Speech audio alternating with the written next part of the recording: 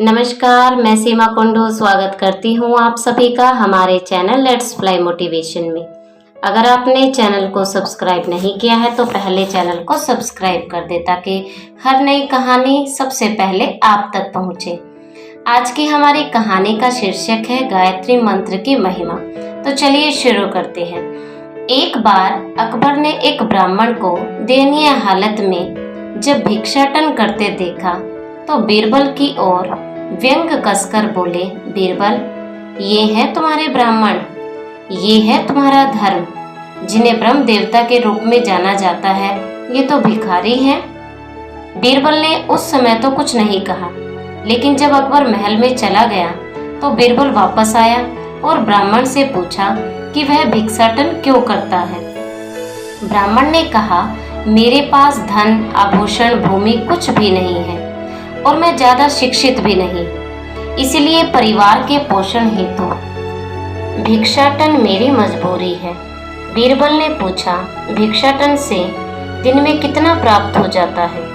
ब्राह्मण ने जवाब दिया, 6 से 8 अशर्फियां। बीरबल ने कहा, आपको यदि कुछ काम मिले तो क्या आप भिक्षा मांगना छोड़ देंगे? ब्राह्मण ने पूछा, मुझे क्या करना होगा?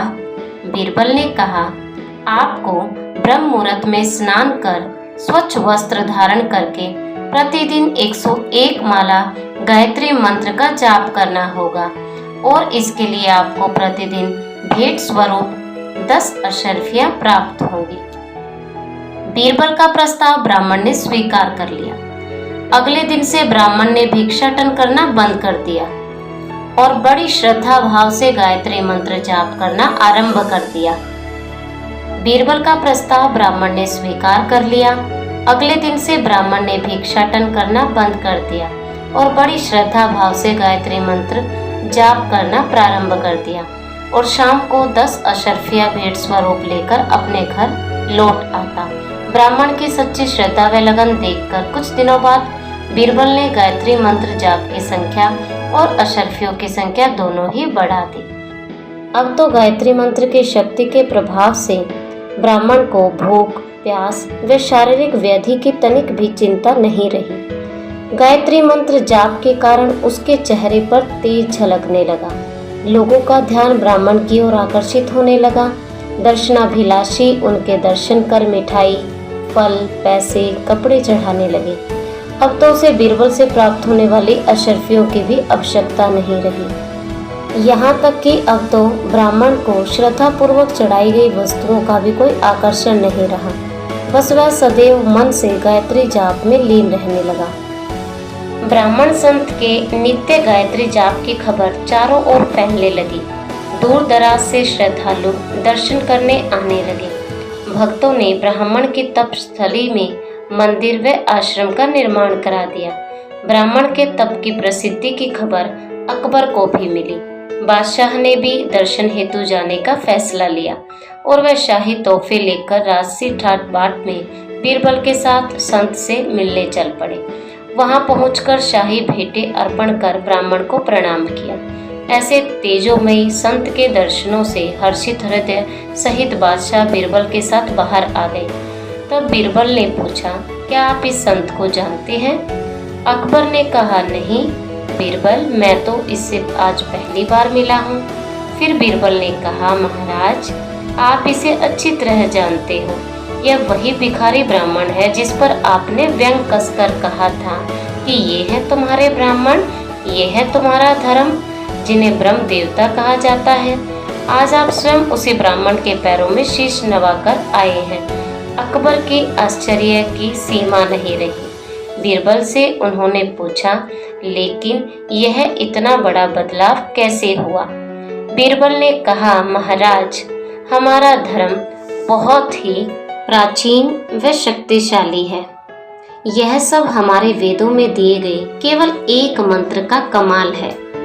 अकबर ने आश्चर्यचकित होकर पूछा, बीरबल, ऐसा कौन सा मंत्र है जिसके उच्चारण से ही कोई व्यक्ति इतना परिवर्तित हो सकता है? बीरबल ने कहा, गायत्री मंत्र। गायत्री मंत्र को सबसे प्रभावी मंत्र माना जाता है। मान्यता है कि इसके जाप से सभी प्रकार के कार्यों में सिद्धि प्राप्त हो सकती है। गायत्री मंत्र को सबसे पहला मंत्र भी कहा जाता है। गायत्री मंत्र के 24 अक्षरों में अनेक ज्ञान विज्ञान छिपे हुए हैं। गायत्री मंत्र साधना द्वारा आत्मा को शुद्ध स्वरूप प्रकट होता है। इसके उच्चारण से आत्मबल बढ़ता है।